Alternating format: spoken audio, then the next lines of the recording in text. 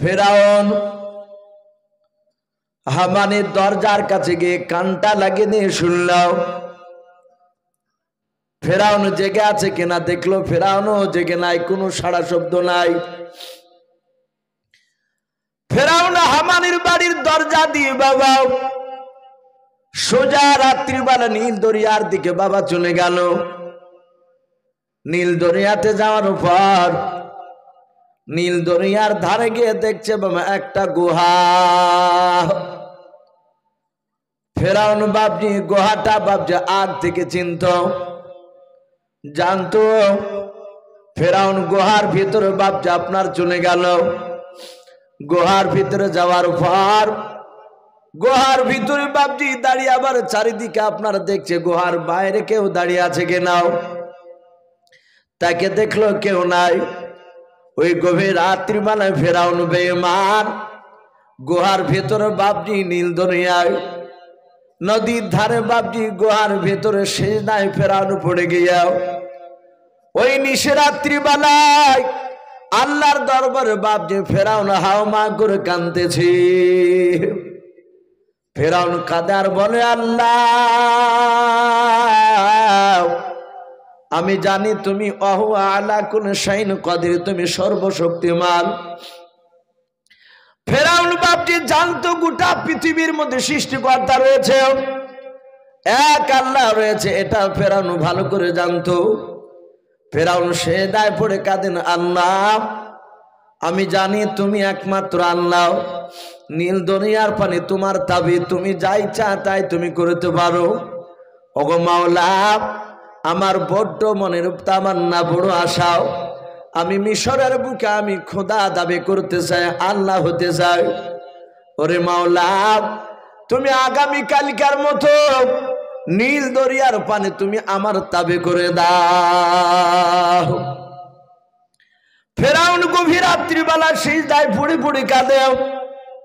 আর ওই সময় ফেরাউন আরো চিৎকার করে বলেছিল, আল্লাহ আমি জানি আল্লাহ দাবি করে এটা বড় অন্যায় কাজ, কিন্তু মাওলা রে আমার ইন্তেকাল করার পর তুমি কবরে আর তুমি জাহান্নামে যা শাস্তি দেবা সব আমি মাথা পেতে মেনে নেব, কিন্তু আমার বড় তামান্না মনের আশা দুনিয়ার আমাকে আল্লাহ দাবিটা এটা পুরা করে দাও, আমার বড় মনের বাসনা তুমি পূর্ণ করে দাও। ফেরাউন কাঁদছিল সিজদার সময়। ফেরাউন ভেবেছে আমার জনগণ কেউ জানতে পারে নাই। আর ওই সময় গভীর রাত্রিবেলায় একটা অপরিচিত মানুষ বাবা ওই গুহার পাশ দিয়ে বাপনি আসার পর ফেরাউনের পিঠে বাপজি হাত দিয়ে ডাক দেয়, বলে বাদশাহ। ফেরাউন অমনি সিজদা থেকে উঠে বলে, কে রে তুই? ফেরাউন বলল, তুই কি জানিস না আমি প্রচার করেছি সূর্য ডুবার পর যারা বাড়ি থেকে বের হবে তাকে হত্যা করা হবে, আমার হুকুমকে অমান্য করেছিস তুই। জিবরিল আলাইহিস সালাম উনি ছিলেন মানুষ রূপ ধারণ করে বাপজি তার পিঠে হাত দিয়ে বলেছিলেন, ওগো বাদশাহ শুনে নাও, আমি বড় একটা কথা জানতে এসেছি তোমার কাছে। ফেরাউন বলল, তোর বাড়ি কোথায়? বলে, বাদশাহ আমি তোমার রাজ্যের লোক নাই। বলুন আলহামদুলিল্লাহ। আমি মুসাফির। বলে, কি ব্যাপার? বলি, রাত্রিতে বেলায় আমি এদিক দিয়ে যাচ্ছিলাম, আমি একটা কথা তোমার কাছে জানতে চাই, তাড়াতাড়ি বলে দাও। ওগো বাদশাহ ভয় পেও না, তোমাকে যে আমি দেখেছি তুমি সিজদায় পড়ে আল্লাহর কাছে কাঁদতেছো, এই কথা তুমি আর আমি আল্লাহ ছাড়া আর চতুর্থ মানুষ কেউ জানতে পারবে না। বলে, ভাই তাহলে ভালো কথা, তুমি কাউকে বলবা না? বলে, নাও। বলে দাও, এমন কি কথা তুমি জানবাও? জিবরিল আলাইহিস সালাম ডাক দিয়ে বলেছিলেন, ওগো বাদশাহ শুনে নাও, তোমার বাড়িতে যদি কোনো মানুষ খাবার খেয়া খায়, তোমারই খাবার, তোমারই টাকা নিয়ে এসে জামা পোশাক পরে কিনে তোমারই বাড়িতে থাকে, তোমার সব কিছু ব্যবহার করে, কিন্তু তুমি যখন বলবা ওই কাজটা কর, আর ওই ব্যক্তি, যেই ব্যক্তি তোমারই খেলো, তোমারই পড়লাও, তোমার বাড়িতে আছে, আর তুমি হুকুম করলা সেই কাজটা ওই লোকটা করুন নাও। ওরে বাদশাহ ফেরাউন, তুমি বলো তোমার মতে ওই লোকটাকে কি করতে মন চায়? ফেরাউন বলে, পাগলা, এই সামান্য এই কথাটা আর জানিস না? ও আমার বাড়িতে খাবে, আমার বাড়িতে পড়বে, সব কিছু ভোগ করবে আমার, আর আমার হুকুম শুনবে না। আমার মন বলে তাকে তুলে নিয়ে এসে নীল দরিয়ার পানিতে ডুবে ডুবে মারে। সাথে হাতে জিবরিল আলাইহিস সালাম পকেট থেকে বাপজি খাতা আর কলম বের করে বলল, ভাই একটু সিগনেচার সহি করে দাও, সহি করে দাও। ফেরাউন তাড়াহুড়া করে বাপজি সহি করে দিল। বলল, ভাই চিন্তা করো না, আমি কাউকে বলবো না।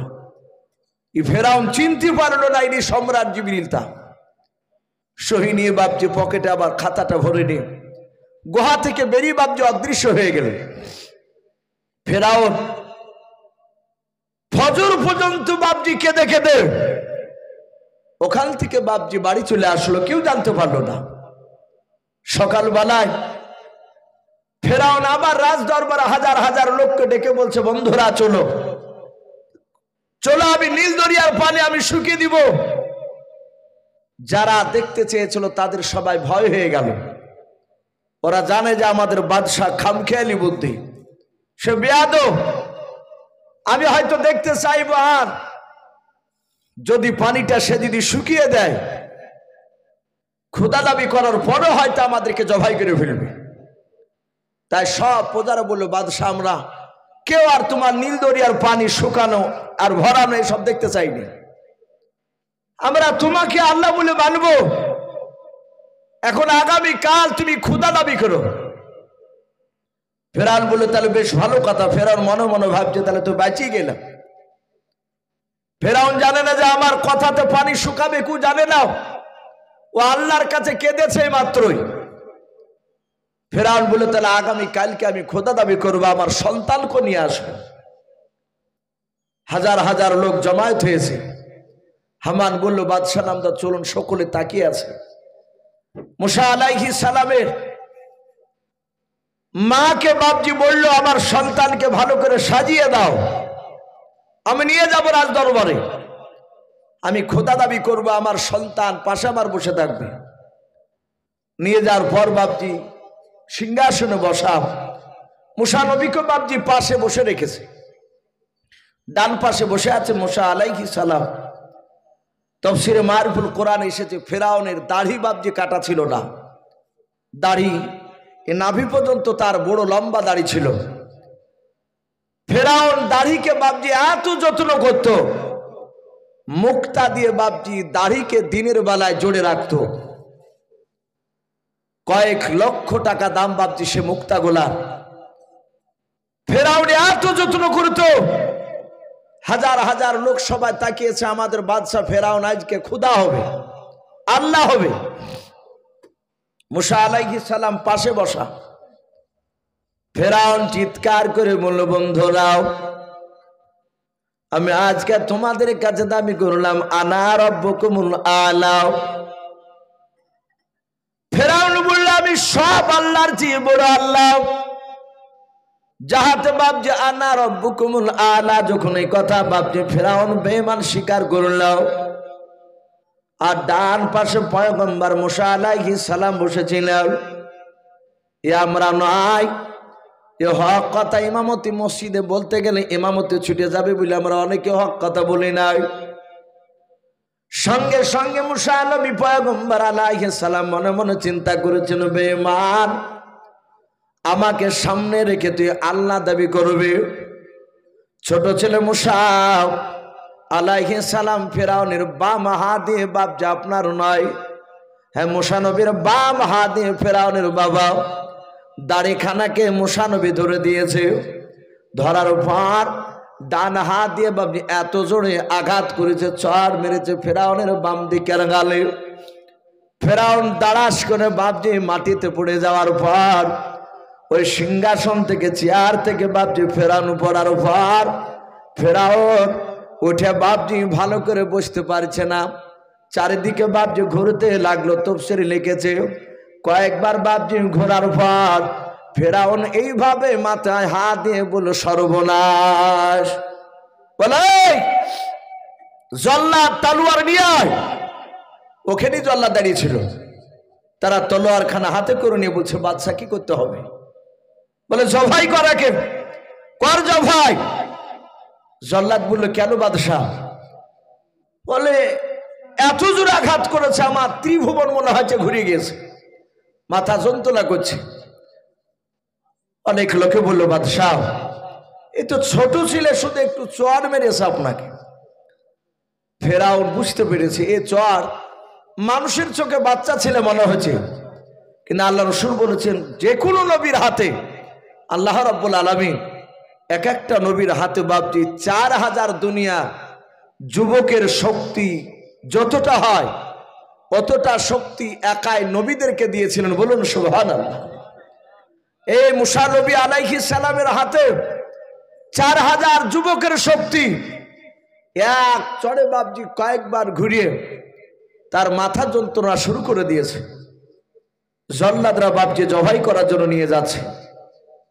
সাথে হাতে হামান দৌড়ে গিয়ে ফেরাউনের স্ত্রী আসিয়াকে বলল ওগো আসিয়া, হে রানী তোমার সন্তান মুসা আর মনে হয় বেঁচে নাই। বলে কি হয়েছে? বলে ফেরাউনকে চর মেরেছে, সে সহ্য করতে না পেরে রাগে তোমার সন্তানকে জবাই করার হুকুম দিয়ে দিয়েছে। হযরতে আসিয়া আলাইহা সালাম মুসা নবীর জনম দক্ষিণে মা দুজনায় দৌড়ে চলে গেলেন। আসিয়া দৌড়ে গিয়ে বাপজি জল্লাদের কাছ থেকে মুসা নবীকে কোলে তুলে নিয়ে বাপজি চুমা দিতে লাগলেন। ফেরাউন বলে আসিয়া এই বাচ্চা মুসাকে তুমি কোলে নিও না, একে তুমি জবাই করে দাও। বলে না না আমার বেটা মুসাকে জবাই করতে দেব না। বলে বেবি রে এই বাচ্চাকে জবাই না করলে মনে হয় আমার ব্যথা কমবে না। ফেরাউনকে বলে বাচ্চা ছেলে তোমাকে মেরেছে, পাগলামো কেন করেছো? লোকে খারাপ ভাববে। এই সবে মাত্র তুমি ক্ষুধা দাবি করেছ, এই বাদশা নামদার না আমার সন্তানকে জবাই করতে দেব না এই অবুঝ। ফেরাউন বলল বিবি রে অবস্থা কেমন করে প্রমাণ তুমি দিলে বললাও?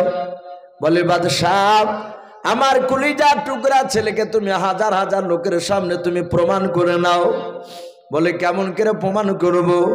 বলে বাদশাহ আগুনের কুণ্ড একটা নিয়ে এসে আপনি পাশে রেখে দেন, আর আগুনের পাশে শুনে নেন মিঠাই জাতীয় জিনিস আপনি মিষ্টি জাতীয় জিনিস নিয়ে এসে আগুনের পাশে রেখে দেন।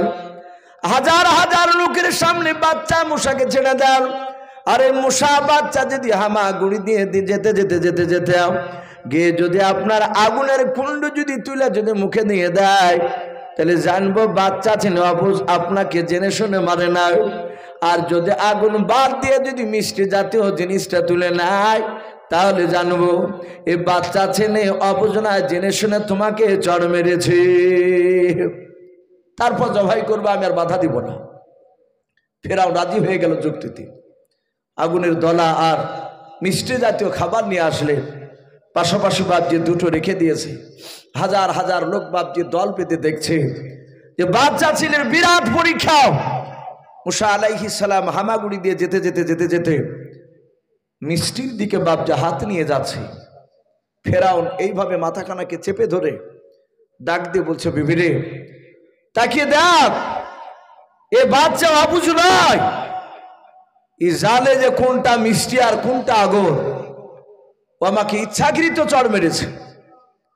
ওদিকে আসিয়া আলাইহা সালাম মুসা নবীর মা, ওনারা দুজনে আল্লাহর কাছে গোপনে কাঁদছেন, গো মালিক আজকের পরীক্ষায় তুমি আমার সন্তানকে তুমি বাঁচিয়ে দাও। আমি জানি যে আমার এই ছেলে মুসা ইচ্ছাকৃত চড় মেরেছে, সহ্য করতে পারে না, তার সামনে খোদা দাবি করেছে। জিবরিল আলাইহিস সালাম আল্লাহর হুকুমে চলে আসলেন, মানুষ কেউ দেখতে পেল না। মুসা আলাইহিস সালামের ডান হাতখানা এভাবে ধরে আগুনের কাছের দিকে নিয়ে গেল, মিষ্টির দিক থেকে মিষ্টি ধরতে যাবে আর অমনি হাতখানাকে ধরে ঘুরে নিয়ে গিয়ে আগুনের কুণ্ডটা মুসা নবী আলাইহিস সালামের মুখে তুলে বাপজি জিবরিলি বাপজি ভরে দিলেন। মানুষ জানতে পারলো না। সাথে হাতে মা আসিয়া দৌড়ে গিয়ে মুসা নবীর মুখ থেকে বাপজি আগুনের দলাটা বের করে ফেলে দিলেন। তাফসীরে লিখেছে মুসা আলাইহিস সালামের সামনেকার জিভটা একটু পুড়ে গেল। ফেরাউনকে ডাক দিয়ে বলল, অগো স্বামী, আপনি দেখুন এই বাচ্চা অবুঝ, এ বুঝলে আর আগুনটা তুলে মুখে দিত না। ফেরাউন যুক্তিতে হেরে গেল, বলে বিবি যা, আমি ছেড়ে দিলাম, কিন্তু যন্ত্রণা তো আমার হবে নাই। তাফসীরে লিখেছে তার 12 বছর ব্যথা ছিল মাথায়। বলুন আলহামদুলিল্লাহ। এই শয়তান, এই ফেরাউনের এরকম ব্যথা ছিল। আমরা জানি যে নমরুদ বাপজি যে গোটা পৃথিবীর বাদশা হয়েছিল, তাকে একটা ন্যাংরা মশাতে বাপজি নাক দিয়ে ঢুকে গিয়েছিল। মগজে ছিল 12 বছর। পৃথিবীর কোনো দাওয়াতে কাজ হতো না, ওই ব্যথা কমতো না। মাঝে মাঝে যখন ব্যথা হতো, মাজুমাতে বাপজি কথা বলতো মিটিংয়ে, যাহাতে মিটিং জমে উঠতে কারণে কুটুস করে মশা কামড় মারত। কামড় মারার পরে ওই ব্যথা টপাকের যন্ত্রণা, ওই ব্যথা কমতো না। তখন ওই ফেরাউন নাই নমরুদ করেছিল কি, তার একটা লোককে রেখেছিল, 101 বারই মাথায় জুতে মারলে কার বাপজি ওই ব্যথাটা কমতো। বলুন আলহামদুলিল্লাহ। এত বেইজ্জতি করতো লোকের সামনে, অমনি জুতে মারতে লাগতো। এই ফেরাউনেরও চড়ের আঘাত বাপজি, এটাও পৃথিবীর কোনো মলমে ভালো হতো না। কি করতো, ওকে জুতে নাই, ওকে মাথায় এভাবে কিল মারতো। ওকে 100 উপরে কিল মারার পর বাপজি তখন ব্যথাটা আস্তে আস্তে হারিয়ে যেত। আবার মাঝে মাঝে বাপজি ব্যথা উঠতো, ওই তখনই বাপজি তাকে আবার কিলাতো মানুষে ধরে। ফেরাউন মুসা আলাইহিস সালামকে বাপজি ছেড়ে দিলে। মুসা আলাইহিস সালাম তিনি আস্তে আস্তে বাপজি বড় হতে লাগলেন।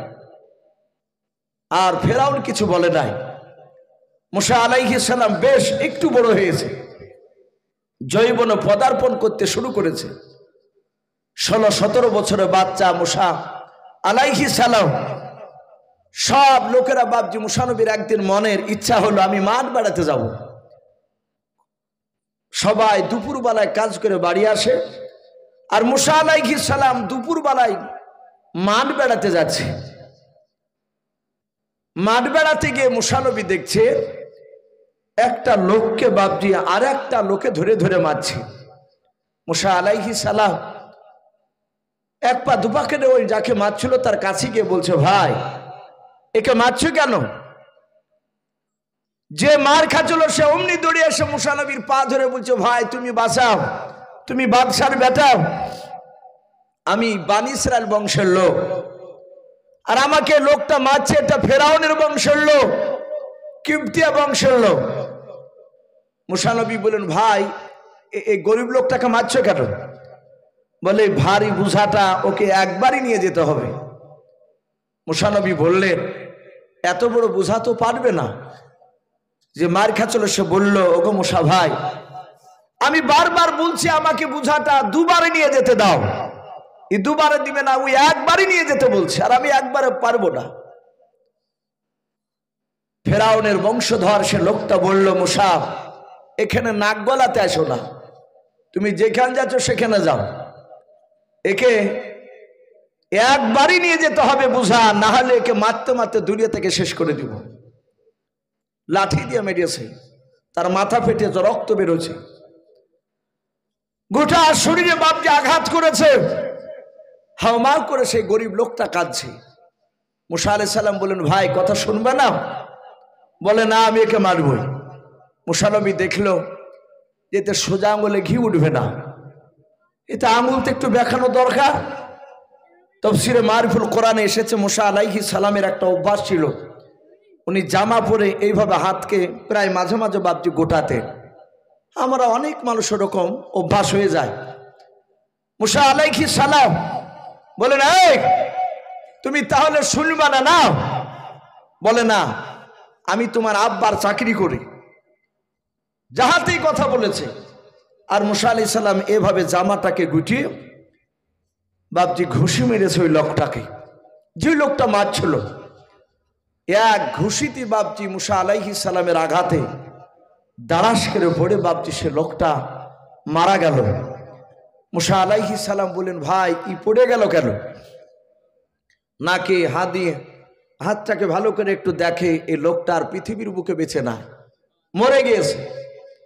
মুসা নবী বলেন, ভাই আমি তোকে মারে ফেলবো বলে মারিনি, কিন্তু নবীর মার আর সহ্য করতে পারলো না, বলে ভাই আমি মেরে ফেলবো বলে আমি তাকে মারিনি, তাকে একটু ভয় দেখানোর জন্য আমি তাকে ঘুষি মেরেছিলাম, ই তো ভাই মরে গিয়েছে। যে লোকটা মার খাচ্ছিল সে বলল, ভাই ঠিকই হয়েছে, এ তুমি যদি না আসতে তাহলে তোমাকে মারতে মারতে আমাকে মেরে ফেলতো। ও গালি দিছে যে শালো মরিয়াছে, ঠিকই হয়েছে, ও বাঁচিয়েছে।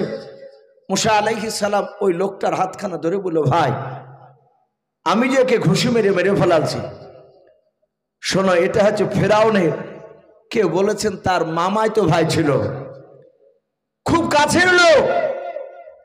এই ভাই এ তুমি আর আমি আর এই লোকটা জানে, কিন্তু জানে তো লাভ নাই, ও তো মরে গিয়েছে, আমি যে মেরেছি আর আল্লাহ জানে। এই কথা যেন ভাই কোনোদিন যেন বের করো না, তুমি যদি বের করে দাও তাহলে আমাকে আর ফেরাউনের দরবারে থাকতে দিবে না। ছোট থেকে তো আমার আব্বা আমার উপর একটু রাগ আছে, ওই যে চড় মেরিয়েছে তার ব্যথা এখনো আছে। লোকটা বলল, ভাই মুসা তুমি পাগলা হয়েছো, তুমি আমাকে বাঁচাইছো আর আমি এই কথা বলি, কারো সামনে বলবো না। মুসা আলাইহিস সালাম বাড়ি চলে গেলেন। গোটা এলাকায় প্রচার হয়ে গেল ফেরাউনের মামাতে ভাইকে মেরে ফেলাচ্ছে। হামান বলল, বাদশাহ আপনি জানতে পেরেছেন? বলে না। তাহলে আপনি যে যে আল্লাহ দাবি করিয়েছেন আর আপনার ভাইকে মেরে ফেলাচ্ছে, আপনি কে মেরেছে এটা ধরতে পারলেন না, লোকে তাহলে তো ঠাট্টা করবে। ফেরাউন বলল, কথা খারাপ বলুনি, উপায়? বলে তুমি বলো যে যে মারিয়েছে সে আমি জানি, হামান শিখাইছি, তুমি প্রচার করে দাও। কোন লোক যদি আসামির নামটা বলে দেয়, আমি তো জানি কিন্তু আমি বলবো না, এখন আমি দেখতে চাই কোন লোক এই আসামিকে চিনতে পেরেছে কিনা, ধরতে পেরেছে কিনা। যদি বলে দেয় তাহলে তাকে মোটা অঙ্কের টাকা দেওয়া হবে। লোকেরা বাপজি আপনার খুঁজতে শুরু করলো। ফেরাউন বলল 50,000 টাকা দেওয়া হবে শুধু আসামির নামটা বলে দিলে, তারপরে সে আসামিকে ধরতে পারলে ওকে তাজা লোকের সামনে জবাই করা হবে। মুসা নবী খাই দায় ঘুরে বেড়ায়। দিন 5-6 পর মুসা আলাইহিস সালাম আবার মাঠে গিয়েছে। মাঠে মুসা নবী আলাইহিস সালাম গিয়ে দেখছেন, বাবা 4-5 দিন আগে যেই লোকটাকে মারছিল ওই লোকটাকে দেখছে বাবা অন্য আর একটা লোকে ধরে ধরে মারতেছে মাঠে। মুসা আলাইহিস সালাম কাছে গিয়ে দেখেন ওই তো সেই লোকটাও, যে লোকটাকে 4-5 দিন আগে অন্য লোকে মারছিল। মুসা নবী মনে মনে ভাবছে সেই লোকটাকে তো মেরে দিয়েছি, আবার এই লোকটা ওই লোকটাকে কেন মারতেছে। মুসা আলাইহিস সালাম কাছে যাওয়ার পর বলছেন, ভাই তুমি আবার, এই ভাই তোমাকে আজও কেন মারতেছে বললাম। সঙ্গে সঙ্গে বলছেন, ভাই মুসা তুমি আজকে বাঁচাও। মুসা আলাইহিস সালাম হাতের পাঞ্জাবিটা ভাবছে জামাটা এইভাবে গোটাচ্ছেন আর বলছেন, ভাই কি ব্যাপার আজও কেন তোমাকে মারতেছে। যাহাতে মুসা নবী এই কথা বলে বাপজি হাতটা পাঞ্জাবিটা একটু গোটালছে। লোকটা মনে মনে ভাবলো গত 4-5 দিন আগে হাত গুটে ওই লোকটাকে মেরে মেরে ফেলালছে, আমার মনে হয় আজ মুসা ওই লোকটাকে নাই আমাকেই হয়তো মেরে দেবে। এ তো মালি তো টুক করে মালি তো মেরিয়ে যাবো, ও তো দেখেছো, সচক্ষে দেখেছো। অমনি বলে, এই মুসা গত কয়েকদিন আগে ওই লোকটাকে তুমি ঘুষি মেরে মেরে ফেলালছো বলে আজ আমাকে মারবা নাকি? আর যে মারছিল বলে, ভাই কি বললে? তাহলে ওই লোকটার আসামি মুসা। বলে, এই মুসা তুমি মারিয়াছো মারে ফেরাউনের বাড়িতে, তুমি বেটা সাজে এখন আছো, তুমি জানো না যে আসামি ধরে দিতে পারলে বাদশাহ 50,000 দিবে? দাঁড়াও আমি এক্ষুনি গিয়ে তোমার নাম করছি। সুজা লোকটা লাঠি ফেলে দিয়েই দৌড়াচ্ছে ফেরাউনের কাছে। মূসা বললেন, ভাই তোমাকে যে সেদিন বলতে বারণ করেছিলে, বললে কেন? বলছে, ভাই রে, তোমার ওই হাত গোটানে দেখে আমার কলিজা শুকিয়ে গেছে, ভয় বলে দিয়েছি। বললো, ভাই আর বাড়িতে যাওয়া যাবে না, গেলি মেরে দিবে আমাকে, এবার তোমাকে মারতে মারতে মেরে ফেলো, আর কেউ বলা থাকবে না। আমি এই দেখো চললাম, আর এই দিকে নাই পেছন দিকে নেবে, সোজা রাস্তার দিকে মারলাম টা। সম্মানিত ভাইরা, আমার বাবা জীবনেরা, মূসা আলাইহিস সালাম দৌড়াতে শুরু করলেন। ফেরাউন বলল, ধর ওই মূসাকে, ওকে আর বাঁচিয়ে রাখা হবে না, আসি আর কথা শোনা যাবে না, ধরি নিয়ে আয়, ওকে এখনই জনসম্মুখে মানুষের সামনে হত্যা করা হবে, জবাই করে ফেলা হবে। লোকে ধরতে পারলি তো? মূসা নবী পালিয়ে গিয়েছে। সারা দিন দৌড়ে গিয়ে ফেরাউনের এরিয়া পার হয়ে নতুন একটা এরিয়াতে পৌঁছালছে, নতুন একটা দেশে। ওই দেশটার নাম কোরআন শরীফে এসেছে মাদিয়ান। কি নাম বললাম? মাদিয়ান শহর। সেই শহরে মূসা আলাইহিস সালাম তিনি পালিয়ে গিয়ে একটা খাজুর বাগানে দাঁড়িয়ে আছে। মূসা নবী চিন্তা করছেন, আল্লাহ এখানে কে খেতে দিবে আমাকে, আমাকে কে আশ্রয় দিবে, কার বাড়িতে থাকবো? আমি তো সেই মিশর থেকে এসেছি পালিয়ে।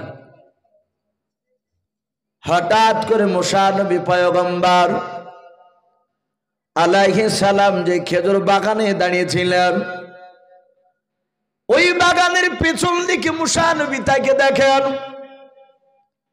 তাকিয়া দেখেন দুটো মেয়ে মানুষ, বাবা, ছোট ছোট মেয়াও, বাচ্চা মেয়েরা, তারাও দুজনায় দুটো ছাগল হাতে করে নিয়ে দড়ি বেঁধে নিয়ে দাঁড়িয়ে আছে।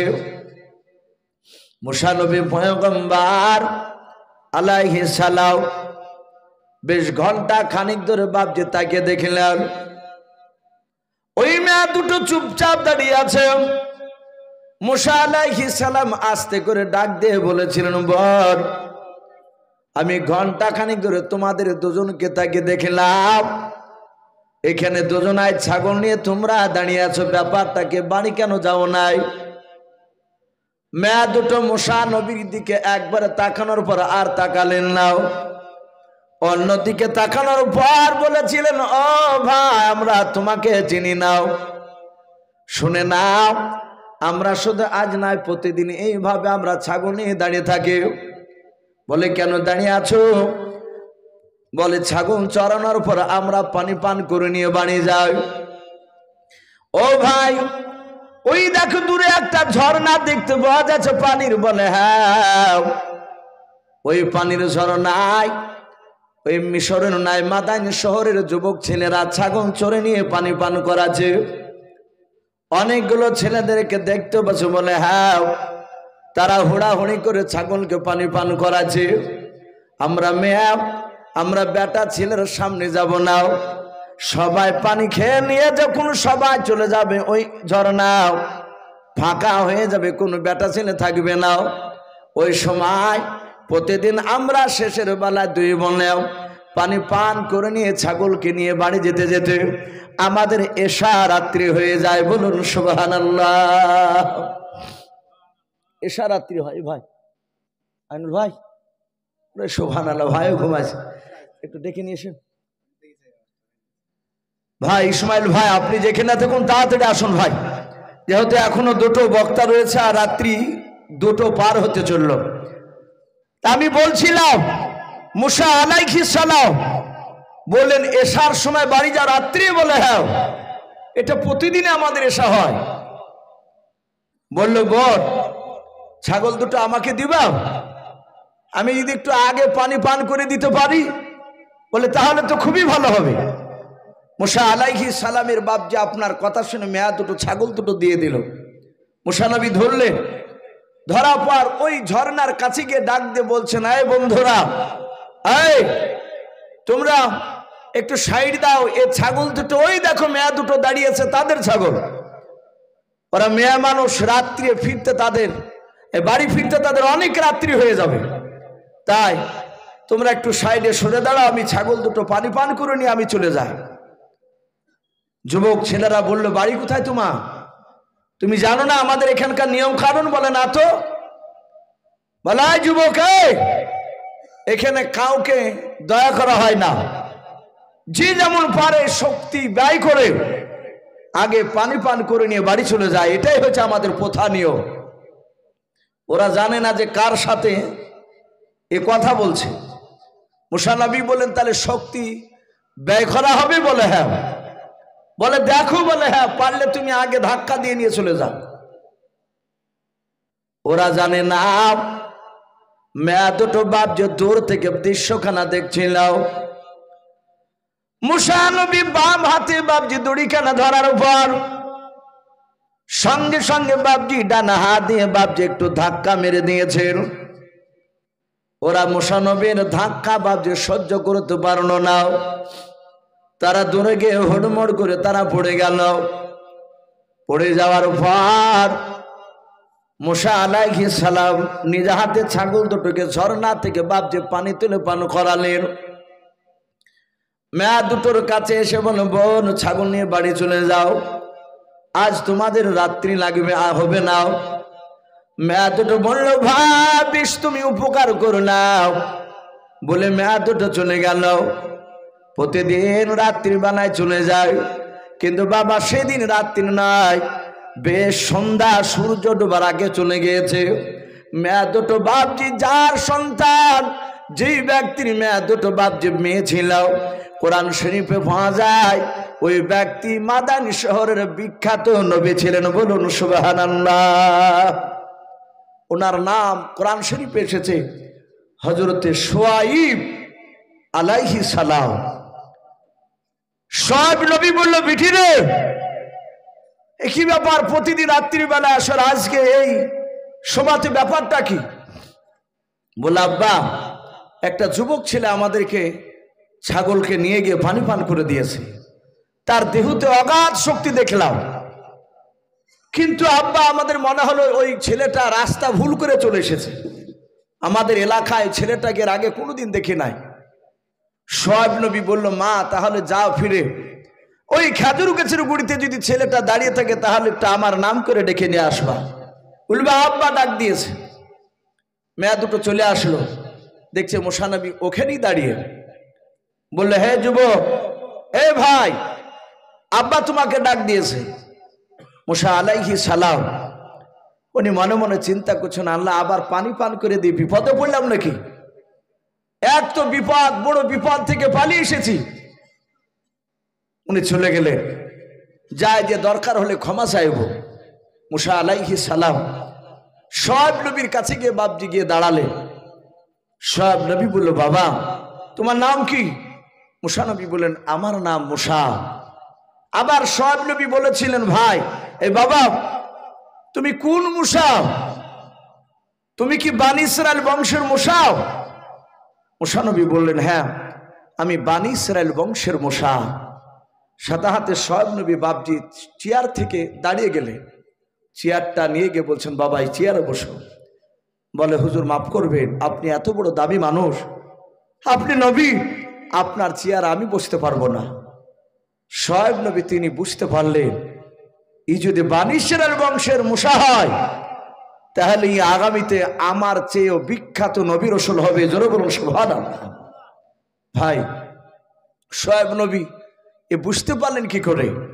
আল্লাহ রাসূল বলেছেন, এক নবীর খবর আর এক নবীতে দিতে পারে। জোরে বলুন সুবহানাল্লাহ। তো ভাই, যাই হোক, আমি আর বেশি লম্বাচড়া করবো না, যেহেতু দুটো পার হতে চললো। আমার খুব কাছের বন্ধু, আমার ছোট ভাই ইসমাইল সাহেব, উনি আমার পাশে এসে বসে আছে। ওনাকেও দাওয়াত দিয়েছে, আপনাদের এলাকারই সন্তান উনি, আমিও আপনাদের এলাকারই সন্তান।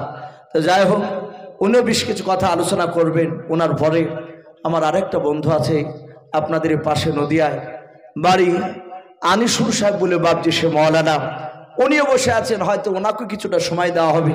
তাই আমি প্রতিটা বাপজি ভাইকে বলবো, ভাই, ওয়াজ রসুলদের, সাহাবাদের, নবীদের ঘটনা শুনলে মনটা একটু নরম হয়। তাই প্রতিটা বাপজি ভাইকে বলবো, ভাই, আমরা প্রতিটা মানুষ 5 ওয়াক্ত নামাজ পড়বো। বলুন ইনশাআল্লাহ। ইনশাআল্লাহ 5 ওয়াক্ত নামাজ, পিতামাতার বাপজি বেঁচে থাকলে পিতামাতার সেবা করব, আর বড়োদেরকে বাপজি শ্রদ্ধা করব, ছোটদেরকে স্নেহ করব, আর হারামটাকে বাপজি ছেড়ে দিয়ে হালালটাকে আমরা গ্রহণ করব। বলুন ইনশাআল্লাহ। আল্লাহ রাব্বুল আলামিন আমাদের সকলকে যেন কোরআন এবং সুন্নাত মাফিক আমল করার তৌফিক দান করুন। বলুন আল্লাহুম্মা আমিন, আল্লাহুম্মা আমিন। এই বলে আমার বক্তব্য শেষ করলাম। ওয়া আখিরি দাওয়ানা আনিল হামদুলিল্লাহি রাব্বিল আলামিন।